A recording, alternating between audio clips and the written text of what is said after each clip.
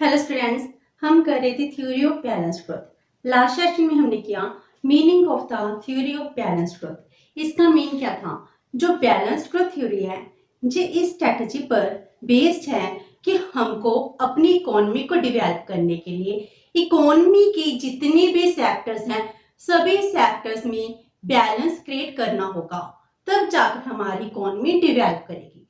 जो development theories हैं that are related to the under developed economies. So हम ये कहते हैं कि अंडर डेवलप्ड इकोनॉमीज को डेवलप करने के लिए अपने agriculture sector, industrial sector, consumer good industries, capital goods industry, domestic trade and international trade, इन सब में प्रॉपर बैलेंस बनाना पड़ेगा, तब जाकर इकोनॉमी डेवलप करेगी। ऐसा करना क्यों जरूरी है? क्योंकि demand side and supply side दोनों में इनकम लो होती है। लो इनकम की वजह से इन्वेस्टमेंट कम होती है, प्रोडक्टिविटी कम होती है, जिससे फर्दर हमारी इनकम और भी कम हो जाती है। लाइक दिस डिमांड साइड भी चाहिए। अगर हमारी इनकम कम है, परचेजिंग पावर कैपेसिटी कम होगी, हमारी डिमांड कम होगी, इन्वेस्टमेंट कम होगी, तो लो सर्कल हमारा चलता जाता है। इसीलिए हमको जरूरत है लो सर्कल ऑफ इनकम को ब्रेक करने की। इसके लिए हमको जरूरत है बैलेंस्ड ग्रोथ स्ट्रेटजी। तो आज हम इस सेशन में करेंगे explanation of theory of balanced growth. तो थ्योरी ऑफ बैलेंस्ड ग्रोथ के एक्सप्लेनेशन को हम 3 पार्ट्स में करेंगे। फर्स्ट है रोस्टर-रोडान, सेकंड है नर्गसे, थर्ड है लुईस। मींस इसको एक्सप्लेन करने वाले कौन थे? सबसे पहले बैलेंस्ड ग्रोथ स्ट्रैटेजी को डॉक्ट्राइन को रोस्टर-रोडान ने एक्सप्लेन किया था। उनकी थ्योरी बिग पुश थ्योरी, जिसमें वो स्ट्रेस देते हैं कि अगर हम अपनी अंडर डेवलप्ड इकोनॉमी को डेवलप करना चाहते हैं तो इसके लिए इकोनॉमी में बिग पुश ऑफ इन्वेस्टमेंट की जरूरत है। अगर हम बिट बाय बिट इन्वेस्टमेंट करेंगे इससे इकोनॉमी को बेनिफिट नहीं मिलेगा। अगर हम चाहते हैं हमारी इकोनॉमी डेवलप हो, इसके लिए जरूरत है large scale of investment in each and every sector of the economy. हमको डिफरेंट सेक्टर्स में इन्वेस्टमेंट करनी पड़ती है। इसके लिए उन्होंने इंडिविजिबिलिटीज को बताया। Indivisibility in the production function, supply side हम कह देते हैं इंडिविजिबिलिटीज, जिसके साथ हमको प्रोडक्शन कॉस्ट रिड्यूस हो जाती है। इसमें सोशल एंड इकोनॉमिक इंफ्रास्ट्रक्चर की बात की गई है। इंडिविजिबिलिटी ऑफ डिमांड, जैसे उन्होंने एग्जांपल दी थी शू मार्केट की। अगर हमारी इकोनॉमी में हम एक इंडस्ट्री में इन्वेस्टमेंट करेंगे, एक इंडस्ट्री में इन्वेस्टमेंट करने से अगर हम 100 लेबर्स को एम्प्लॉयमेंट देते हैं तो इससे क्या होगा?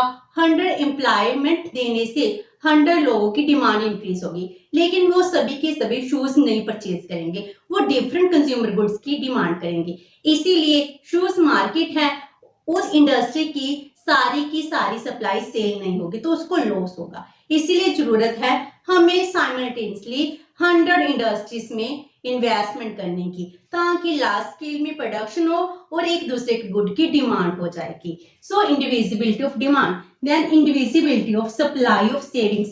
जो सेविंग्स की सप्लाई है वो भी कैसे इंक्रीज होंगी? अगर हमारी इनकम इंक्रीज होगी तो हमारी सेविंग्स भी इंक्रीज होंगी। इसके लिए जरूरत है जो हमारी लो इनकम है, लो इनकम को हाई इनकम में कन्वर्ट करने की। अगर हमारी इनकम हाई हो जाएगी तो मार्जिनल रेट ऑफ सेविंग्स भी इंक्रीज होना चाहिए, जिससे अंडर डेवलप्ड इकोनॉमीज में इन्वेस्टमेंट के लिए फंड आ सकता है। तो रोस्टर-रोडान ने 3 टाइप्स की इंडिविजिबिलिटीज को एक्सप्लेन किया है, जो ये कहती है अगर हम इकोनॉमी को डेवलप करना चाहते हैं तो इसके लिए हमको लार्ज स्केल ऑफ इन्वेस्टमेंट की जरूरत है, जो बैलेंस्ड ग्रोथ स्ट्रेटजी के ऊपर ही डिपेंड करती है। जो रोस्टर-रोडान की थ्योरी है, रोस्टर-रोडान की बिग पुश थ्योरी को मैंने अलग से एक्सप्लेन किया है। मैं रोस्टर-रोडान की थ्योरी का लिंक डिस्क्रिप्शन बॉक्स में डाल दूंगी, आप उससे रोस्टर-रोडान की बिग पुश थ्योरी को देख सकते हैं, जिससे आप उसका इनलार्ज व्यू मिलेगा और इंडिविजिबिलिटी अच्छे से समझ आ जाएंगी। नेक्स्ट है नर्गसे एक्सप्लेनेशन। जो बैलेंस्ड ग्रोथ स्ट्रेटजी है, बैलेंस्ड ग्रोथ स्ट्रेटजी को नर्गसे ने एक्सप्लेन किया है। उन्होंने कहा अंडर डेवलप्ड इकोनॉमीज हैं, इनमें क्या होता है? Vicious circle of low income. उन देश में हमारी इनकम क्या होती है? बहुत लो होती है, बहुत कम होती है। तो जो जी हमारी लो इनकम है, जे लो इनकम दोनों साइड से होती है, demand side and supply side. Demand side क्यों? अगर हमारी इनकम लो होगी, इनकम लो होने से हमारी परचेसिंग पावर कैपेसिटी कम होती है, परचेसिंग पावर कैपेसिटी कम होगी तो इसका मीनिंग क्या है? हमारी डिमांड भी लो है। अगर हमारी डिमांड कम होगी तो फर्दर इन्वेस्टमेंट नहीं होगी।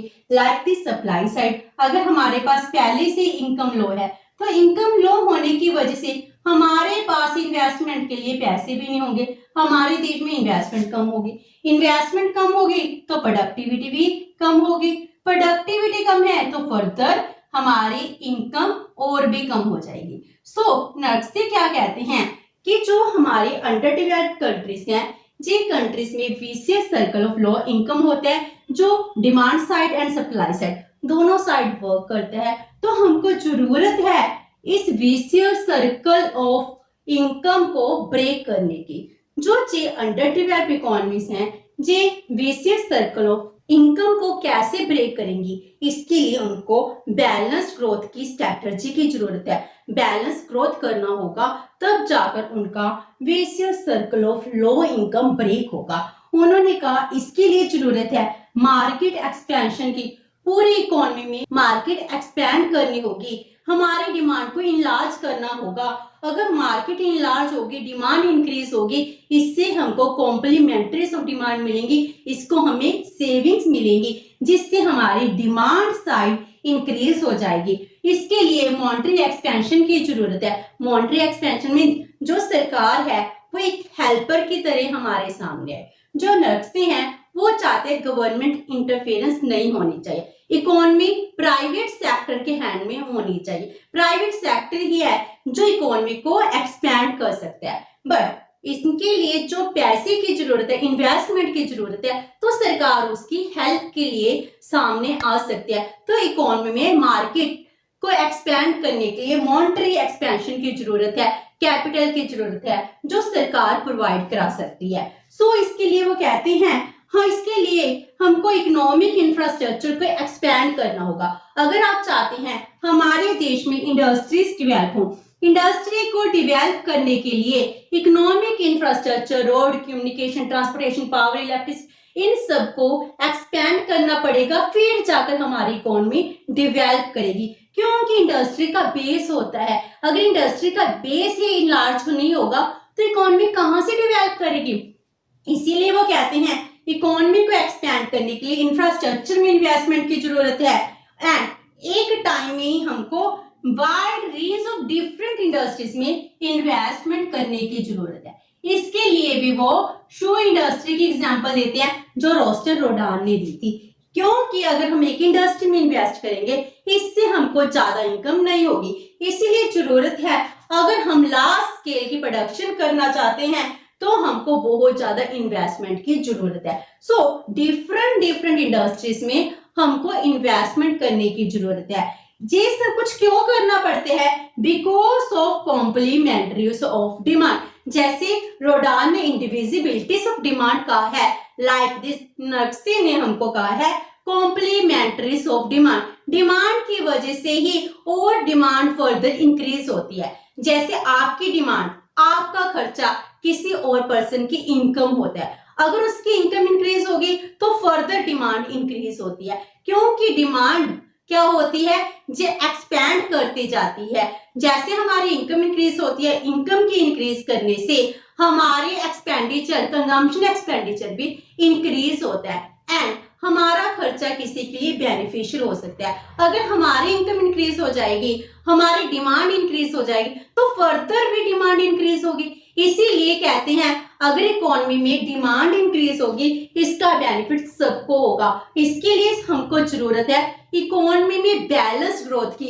बैलेंस डेवलपमेंट की, बहुत ज्यादा लार्ज स्केल पर इन्वेस्टमेंट करने की। एक टाइम में ही सभी इंडस्ट्रीज में इन्वेस्टमेंट करनी चाहिए। इन्वेस्टमेंट करने से जिन लोगों को काम मिलेगा उन लोगों की इनकम इंक्रीज होगी, इनकम इंक्रीज करने से उनकी डिमांड हो जाएगी, और इसके साथ कॉम्प्लीमेंट्री गुड्स की भी साथ साथ डिमांड इंक्रीज हो जाती है। इसीलिए जरूरत है हमको लो सर्कल ऑफ इनकम को ब्रेक करने की, इसके लिए हमको बहुत ज्यादा इन्वेस्टमेंट करनी पड़ती है। अगर हम लार्ज स्केल ऑफ इन्वेस्टमेंट करते हैं तो प्रोडक्शन में भी बेनिफिट मिलते हैं, क्योंकि इससे हम बेटर डिवीजन ऑफ लेबर कर सकते हैं। हमारी डिवीजन ऑफ लेबर अच्छी होगी, स्पेशलाइजेशन होगी, और स्पेशलाइजेशन से हमको इकोनॉमीज होती हैं, टेक्निकल स्किल प्रमोट होगा।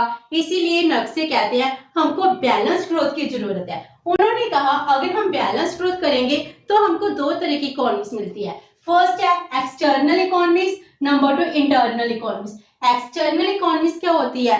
अगर हम एक इकोनॉमी में, एक इंडस्ट्री में इन्वेस्ट करते हैं, अगर हम एक इंडस्ट्री से ज्यादा इंडस्ट्री में इन्वेस्टमेंट करने लग जाएं तो उनके बाय प्रोडक्ट से हमको बेनिफिट मिल सकता है।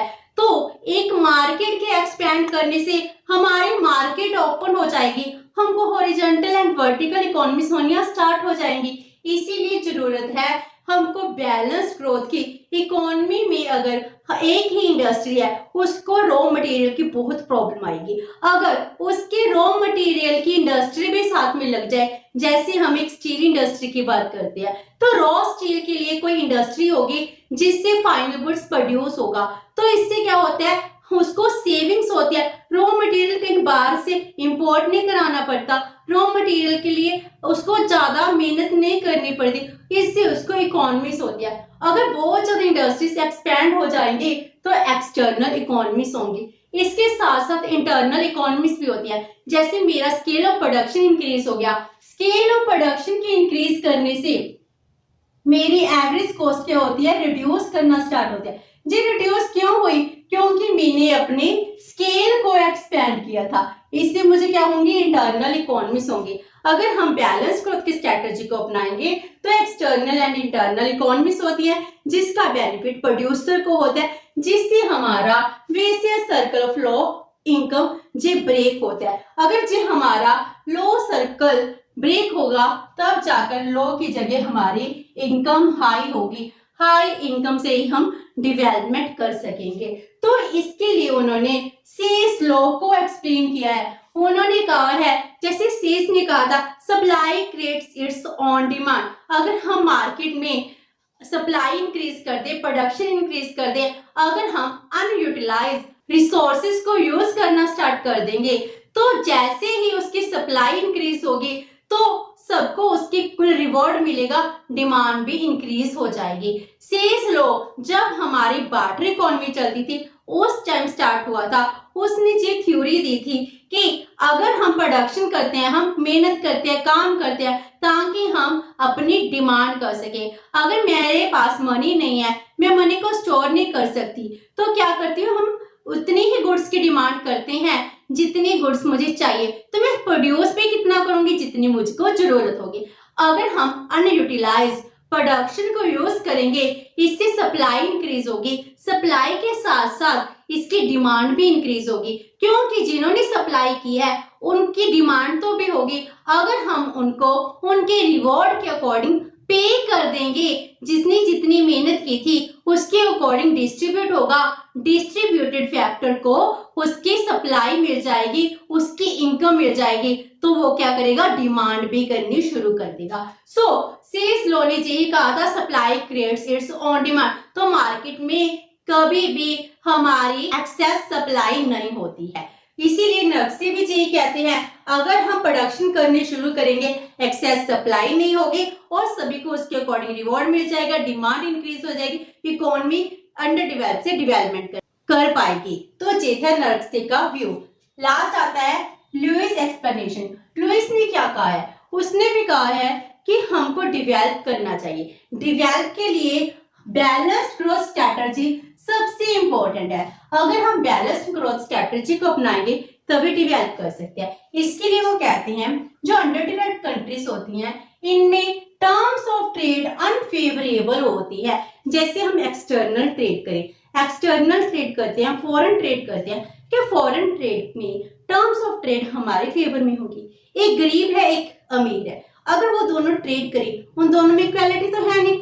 अमीर जो चाहे गरीब के गुड्स का वो ही वैल्यू देगा, वो ही प्राइस देगा। Like this under developed economies जब ट्रेड करती हैं, डेवलप्ड कंट्रीज पुअर कंट्रीज को एक्सप्लॉइट करती हैं, उनसे वो प्रोडक्ट सस्ते प्राइस पर लेती हैं। तो इससे क्या होता है, टर्म्स ऑफ ट्रेड अनफेवरेबल हो जाती है to the under developed economies. इसीलिए जरूरत है उनको बैलेंस्ड ग्रोथ की।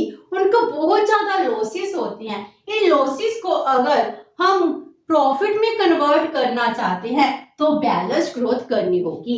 इसके लिए इकोनॉमी के जितने भी सेक्टर्स हैं, सभी सेक्टर्स में डेवलपमेंट की, इन्वेस्टमेंट की जरूरत है, जिससे हमारी इकोनॉमी डेवलप कर पाएगी। और लुइस क्या कहते हैं, कहते सेकंड, जो अंडर डेवलप्ड इकोनॉमीज होती हैं इनमें बहुत ज्यादा बॉटलनेक्स होती हैं। बॉटलनेक्स का क्या मीनिंग है, ऑब्स्टैकल्स, मींस उनकी ग्रोथ में प्रॉब्लम्स बहुत है। अगर हम डेवलप करना चाहें, क्या हम इजीली डेवलप कर पाएंगे? पहली बात, अगर हम डेवलप करना चाहें, हमको रॉ मटेरियल नहीं मिलेगा। हम अपनी इंडस्ट्री को एक्सपैंड करना चाहते हैं तो प्रॉब्लम यहीं से स्टार्ट हो जाती है। उन कंट्रीज में सफिशिएंट रॉ मटेरियल नहीं होता। अगर हम डेवलपमेंट करना चाहते हैं, इंडस्ट्री करना चाहते हैं, फिर प्राइसेस की प्रॉब्लम आ जाती है, इन्फ्लेशन इंक्रीज होती है, बहुत ज्यादा बॉटलनेक्स है। इसीलिए जरूरत है हमको बैलेंस क्रिएट करने की between the domestic and international trade. इन दोनों में बैलेंस बनाने की जरूरत है। इसके लिए जब हम एग्रीकल्चर एंड इंडस्ट्री सेक्टर में बैलेंस बनाएंगे, डेवलपमेंट करेंगे, इसके लिए जरूरत है migration of surplus labour from the agriculture sector to the industry sector. कि जो एग्रीकल्चर सेक्टर है उसमें डिसगाइज्ड अनएम्प्लॉयड है, उस डिसगाइज्ड अनएम्प्लॉयमेंट को हमको शिफ्ट करना पड़ता है टू द इंडस्ट्रियल सेक्टर। अगर हम इंडस्ट्री सेक्टर में उसको शिफ्ट कर देंगे तो इससे क्या होगा, हमारी जो सरप्लस लेबर है वो ट्रांसफर हो जाएगी, माइग्रेट हो जाएगी, जिसका बेनिफिट क्या होगा, हम प्रोडक्शन इंक्रीज कर सकते हैं, हमारी प्रोडक्शन कैपेसिटी इंक्रीज हो जाएगी, जिससे हमको बैलेंस बनाना पड़ता है between agriculture and the industrial sector. So इसके लिए लुइस भी कहते हैं हमको किसकी जरूरत है, हमको बैलेंस ग्रोथ की जरूरत है। अगर हम बैलेंस ग्रोथ स्ट्रैटेजी को अपनाएंगे तभी अंडर डेवलप्ड इकोनॉमी डेवलप कर पाएगी। तो ये थे explanation of balance growth theory. Next session में हम करेंगे इसके फीचर्स एंड क्रिटिसिज्म। होप्स कि आपको सेशन अच्छा लगा होगा। अगर आपकी कोई क्वेरी है तो post it in the comment box and video अच्छी लगी तो please like and share with your friends. Thank you so much and have a nice day.